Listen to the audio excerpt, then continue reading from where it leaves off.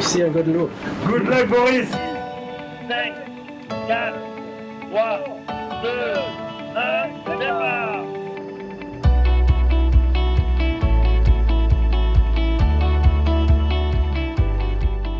Back at sea again, and it just feels like one of these days on the Vendée Globe.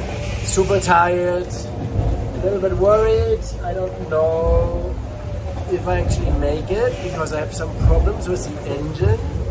I think it's gonna be fine, but we have only 1 liter of engine oil. We discovered some water in the engine. So last night already it took me a big effort to get the engine going. The fuse was blown and there was something wrong inside the engine, so I had to take the glow plugs out. And today then I found water in the engine. This is quite worrying because of course energy is super important. Yeah, there we are. I haven't slept yet really. I think maybe 5 or 10 minutes here and there, little naps. Just trying to get this engine going. And the boat clean and lots of tacks. So now I will try to get some sleep, and then the world will look better. Good morning! Beautiful sunrise here. Getting under these clouds, the breeze got a bit lighter. I had to do a little repair at the end of the room here. Nice to see the sunrise.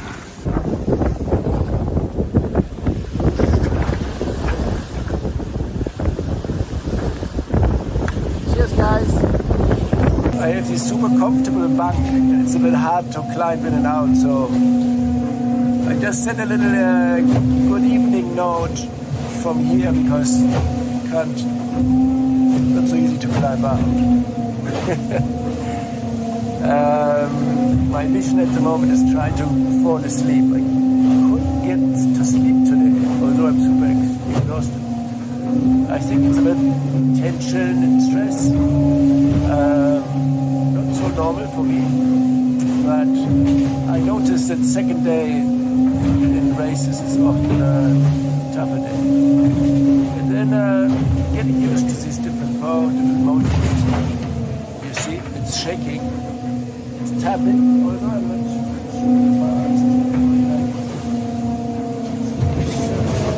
not super fast. Quite a bit of trimming today. Lunch, and then I had a little down moment. I got a bit stressed because I couldn't sleep. It's weird, huh? Never had that before. It's nice. Nice sometimes. The day so far so good. Nothing special to declare. Big state and big swell. You can see it from here through the window, and that's actually pretty impressive. I would send you like an inspired how beautiful the sea video is maybe tomorrow, alright? I still need to get into it a bit more.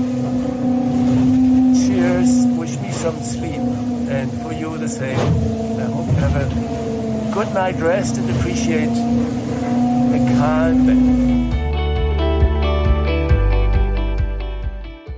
4 photos of yesterday. It was a stressful moment. The first picture you can see my views through the window. The sail, which is also the structural main thing to hold the mast, the J2, got undone from the bow and was dangling on the deck near the cabin top. And I was going through big waves at the time, jumping over waves, and I just felt like almost not noticeable, like zzz. And it was the furling line of the J2 that had zoomed through the cleat in front of me. And until I realized, then the alarms went off for the too low tension on that stay. And then I saw this cable flying around. And then it's such an adrenaline rush. You think, oh, is the furler broken? Is the pin broken? Did the loop rip? What happened? Do I need to abandon the race? How can I fix it? Like, the thoughts jump over in the head and it goes very quickly. Then the first thing I did was sending a message to the group, the technical group, and then going on the foredeck. I mean, dressing up with life vest, going on the foredeck, tying the thing in place so that it wouldn't dangle around too much. And then I came back and looked at my phone and the messages, and Edwin suggested to call him, and I called him, and he had a few explanations that seemed very convincing how to do it. And before I had thought, oh fuck, I really don't know what to do. I need maybe to abandon or to just say, tie the thing somewhere in the front, but how to do it, improvise, it would have taken hours. And he gave me a procedure that then I could realize in like 20 minutes. Good evening, sunset on board Malizia Seaexplorer. My little cabin here. I tied it up today and tried to relax a little bit after the stress yesterday of this cold front and the J2 coming off. That sail here that I'm using at the moment, that was just swinging around suddenly, and I thought, ooh, I might need to give up. I mean, sail back to Spain or something. Luckily that wasn't necessary. So we're waiting a big left shift and then wind tack. The wind will increase in the approach of the next front, and then we'll sail a little bit northwest, which I'm not really keen. I wish I could just sail to the trade winds directly, but there is not a direct path. I was chatting with some other competitors. They have the same eager and anxiety to wanting to go south, but it's not free to go. So we have to approach another cold front, and with a little bit of luck, tomorrow at this time we are through the worst of that, and then heading south. Then we will have 2 days, at least 3 days probably, tomorrow evening, Monday, and Tuesday, Wednesday we will have no wind. The high pressure zone is expanding to a vast no wind zone to the east. Getting through there will be quite tricky, but on Thursday we should be in the highway of the trade winds. Cheers from the ocean, and see you tomorrow.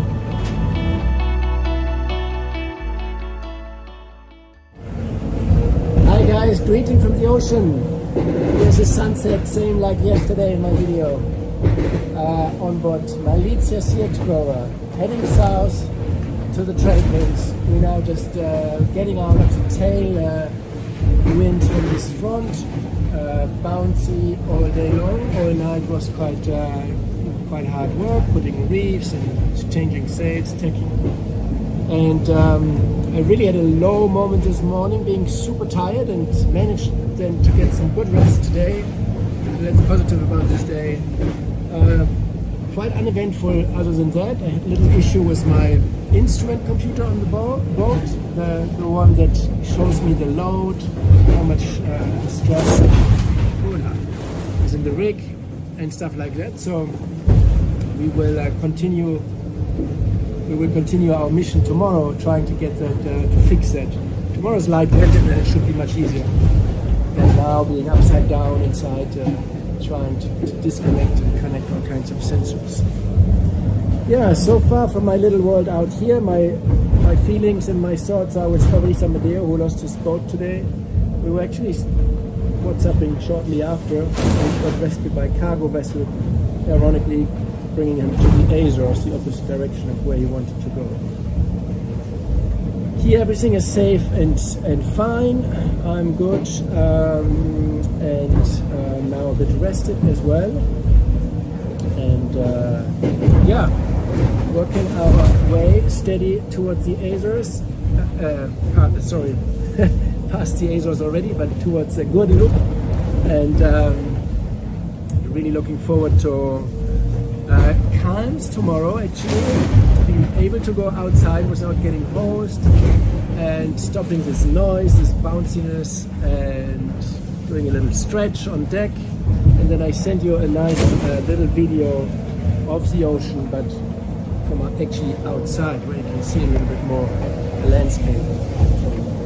My little bubble in here. If I would go out now, you see what happened. I would be sort of totally wet. No one wants that. Guys, thank you. Good night, and see you tomorrow. Hello, good morning. I like the play of the sun inside the cabin. This is something meditative. Here the morning routing is running. I think of our little group here. At home you have the same tracker like this, and I'm here. I had the worst night. Sam was actually moving okay, and the winner of the night is Fortinet, Best Western, Romain Atanasio. He managed to squeeze out 50 miles from, he was like far behind Yannick Bestaven. And these guys, they are in the same kind of, I would say, meteorological situation like me here. And nevertheless, they kept moving through the night, and I was stopped most of the night. So I lost 50 miles, where yesterday I had like the hopes to close in onto Romain shortly. It was 30 miles, now it's 93 miles. 60 miles lost in one night. That's a little bit of bad luck, I would say. Looking at this weather situation doesn't explain me, at least with my knowledge. I don't see why they move and I stop entirely for the whole night.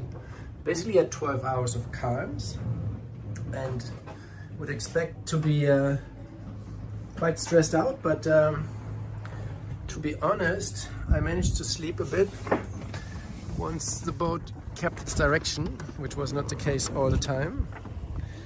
And then I actually appreciated the quietness. There's the shaking and rocking of the sails, but there's also some beauty to it. Cheers, talk to you later. Hey guys, the wind has just come down a bit, so I took down this cable here. We call this cable, it's a stay that you can hoist at the very front, at the bowsprit, and then it goes all the way to the and this is for safety in case something goes wrong. And I had this cable up all the time. When my J2 came under, this pointy, the blue sail came under on the deck in a wave, and this cable saved our race and the mast. I think it would have come down otherwise. So I just coiled it up, and it reminded me of my music teacher at school. He explained me how to coil up microphone cables to not break them. You need to fold them over every once in a while to get the twist out. Don't put twist into the cable. It has become sunny. We still have rain clouds, and they bring variations to the wind. So I just hoisted the bigger sail, the Code Zero, which is the sausage in the front. But I'm waiting to deploy that because I think the next cloud will bring more wind.